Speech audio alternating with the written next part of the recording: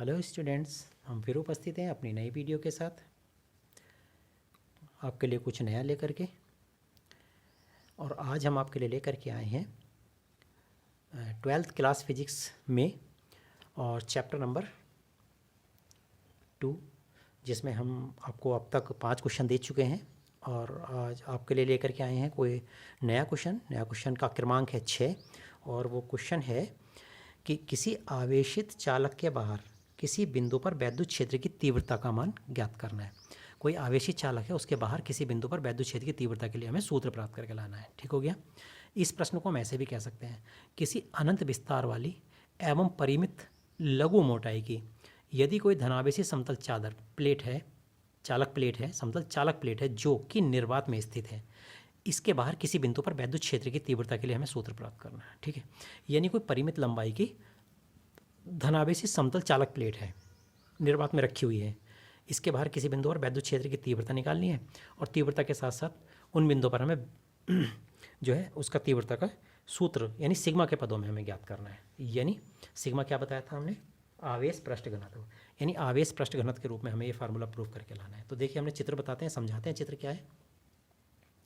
देखिएगा चित्र ये है, ये एक समतल चादर है, 2 पृष्ठ समतल चादर के होते हैं, एक अपर पृष्ठ एक लोअर पृष्ठ यानी ऊपर का और नीचे का पृष्ठ।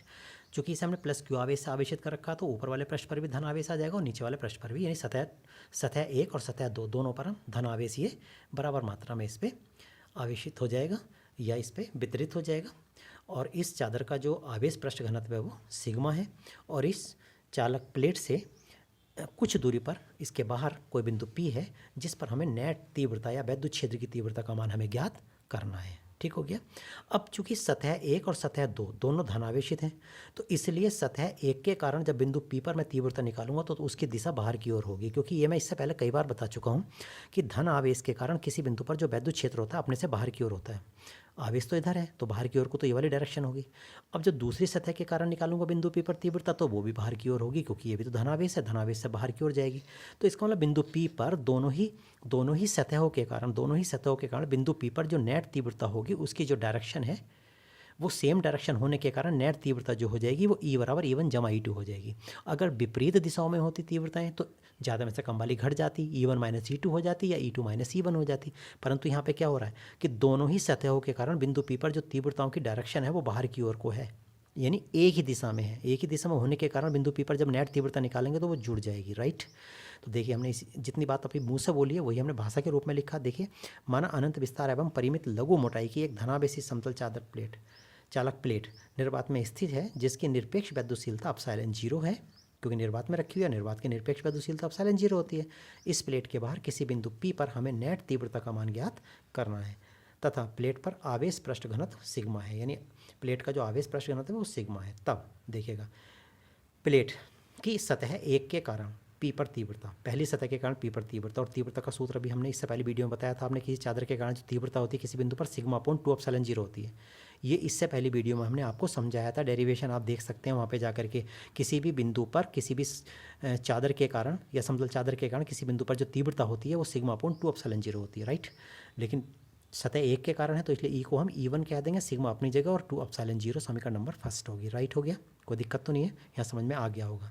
अब इसी प्रकार सतह 2 के कारण यानी प्लेट की सतह 2 के कारण P पर तीव्रता वो भी यही आ जाएगी, क्योंकि सिग्मा और एप्सिलॉन 0 दोनों कांस्टेंट हैं दोनों ही सतह के लिए, तो E2 बराबर भी सिग्मा अपॉन 2 एप्सिलॉन 0 हो जाएगी, समीकरण नंबर सेकंड हो गई। लेकिन अभी हमने चित्र में समझाया था कि बिंदु P पर जो दोनों के कारण तीव्रताओं की डायरेक्शन है वो सेम डायरेक्शन है, यानी बाहर की ओर को है। तो P पर जो नेट तीव्रता आ जाएगी वो कितनी आ जाएगी, E बराबर E1 जमा E2 आ जाएगी। सीधी सी बात है, जुड़ेंगी ना, दोनों की दिशा एक ही ओर हो रही है तो जुड़ेंगी, विपरीत होती तो घट जाती।